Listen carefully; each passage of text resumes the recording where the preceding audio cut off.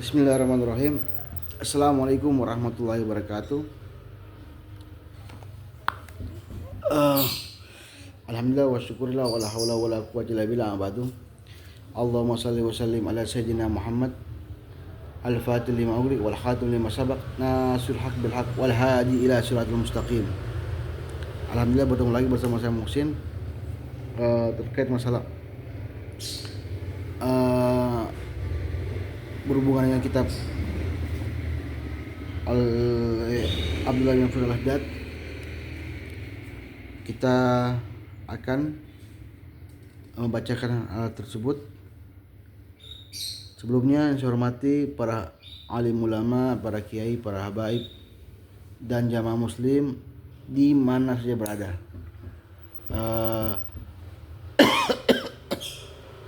Ini merupakan terkait masalah kitab hukum fatwa yang dikarang oleh Abdullah bin Mas'ud al-Haddad seputar perempuan. Sama seperti kemarin-kemarin, kita akan bacakan hukum-hukumnya seputar pertanyaan-pertanyaan kepada beliau. Pertama ialah hukum membawa baju sholat ke kamar mandi dan menyebut Allah dalam kamar mandi. Seperti apa hukumnya? Atau berzikir di kamar mandi.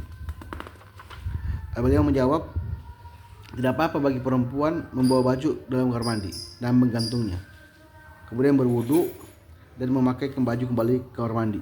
Bahkan hal ini lebih tertutup bagi perempuan karena tidak ada bahaya apapun dalam membawa baju ke dalam kamar mandi, sebagaimana para laki-laki yang berwudu menggunakan baju mereka dalam kamar mandi dan kemudian melaksanakan sholat dengan baju itu. Para sahabat perempuan pada zaman Nabi dulu pernah memiliki itu pakaian dipakai ketika bekerja dalam keadaan haid dan sholat. Namun jika pakaian tersebut kena najis, maka perlu dicuci atau dibersihkan bagian najisnya saja. Adapun hukum berzikir kepada Allah adalah sunnah, tetapi kalau dilakukan di kamar mandi, para ulama sepakat yaitu cukup dalam hati saja. Kenapa demikian? Karena kamar mandi ya tempat yang kotor. Membawa basmalah ketika wudhu termasuk zikir yang sunahkan.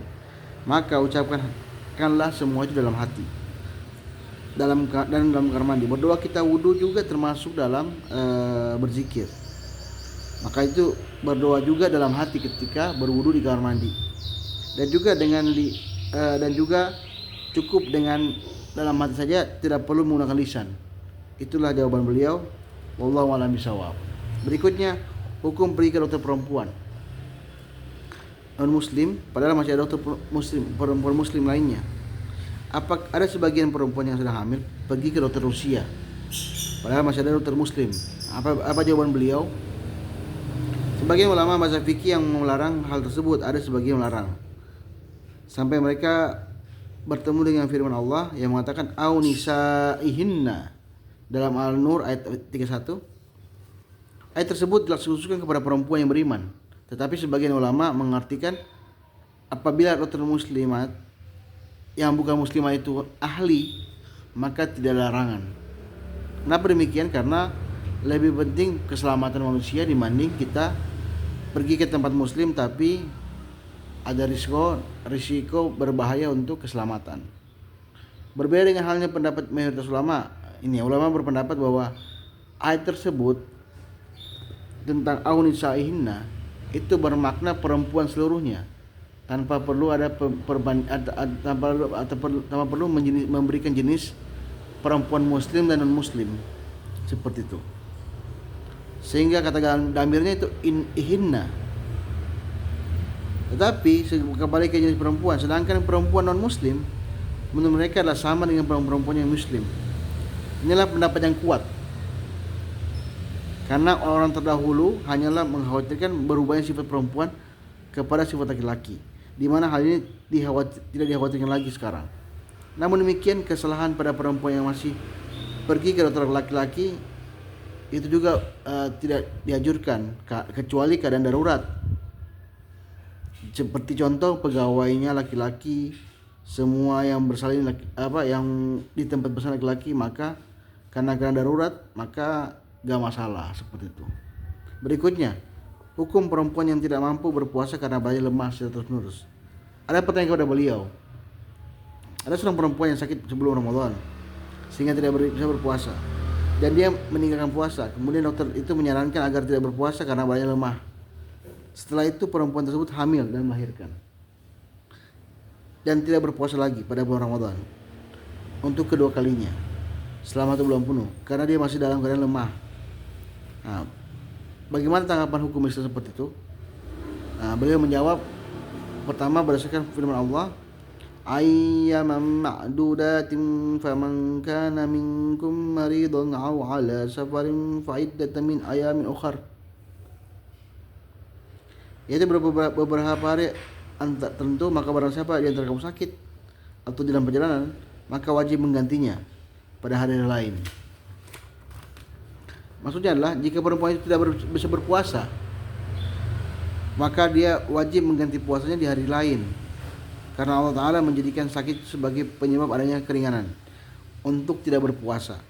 Kewajiban yang harus dilakukan ialah mengganti puasa itu selama ada harapan sembuh, dan tidak terburu-buru menggantinya dengan membayar fidyah, yaitu mengganti dengan memberi makan kecuali tidak ada harapan lagi untuk kesembuhan. Jadi kita boleh memberikan makan fidyah kecuali tidak ada harapan sembuh. Hanya saja ada sebagian pendapat mengatakan bahwa jika berlanjut dari 1 Ramadan ke Ramadan berikutnya, maka dia harus membayar denda atas Ramadan yang lalu. Artinya dendanya membayar makan orang sakit. Pendapat ini dinukil Abdul Razak dalam kitab Al-Musannaf dan Ibnu Abi Syaibah dalam musnafnya juga. Maka boleh baginya mengambil pendapat ini jika dia dibutuhkan mengganti puasa karena tidak ada dalil umum yang mencegahnya. Jadi ada yang mengatakan kalau sudah 2 kali Ramadan maka dia berdenda 2 kali Ramadan ya, berdenda dengan cara memberi makan fakir miskin, seperti itu. Berikutnya, batas usia anak perempuan yang wajib menutup kepalanya penting. Kapan kira-kira perempuan itu wajib menutup kepalanya? Pada usia berapakah perempuan wajib menutup kepalanya dari anak laki-laki? Jawabannya ialah Al-Quran secara persis menjawabkan hal tersebut ketika balik dewasa. Begitu juga sahabat Anas pernah masuk ke dalam rumah istri Nabi hingga Anas memberikan tahukan kepada Nabi bahwa dia telah balik, sehingga Nabi SAW menutupinya. Akan tapi mayoritas ulama wajibkan perempuan itu menutup kepalanya di hadapan laki-laki ketika memasuki usia pubertas atau belum balik. Dalam hal ini tidak ada batas usia. Terkadang seorang perempuan itu balik ketika umur 10 tahun, terkadang juga 15 tahun. Jadi tergantung kesanggupan si perempuan. Kalau dia sudah haid, maka dia wajib menutup kepalanya. Dalam rangka ini berhati-hati, maka sebaiknya seorang perempuan berhijab dari anak laki-laki ketika terdapat keraguan. Wallahu a'lam bishawab. Jadi itulah 3 hukum yang kita bahas hari ini. 4 hukum. 1, 2, 3, 4. Itu hukum tentang berzikir di kamar mandi, hukum berzikir untuk perempuan dan muslim, dan hukum perempuan yang tidak mampu berpuasa, serta berapa ukuran usia balik, sehingga perlu kita jelaskan secara detail. Dan hal ini sudah menjawab semua ya, bahwa beliau mengatakan hukumnya itu ketika dia sudah balik, seperti itu. Jadi betul-betul sangat ringan pendapat ini, dan sesuai dengan pendapat para mazhab Syafi'i seperti apa. Oke, demikian yang saya bisa jelaskan. Lebih dan kurang saya mohon maaf. Akhirul kalam. Wassalamualaikum warahmatullahi wabarakatuh.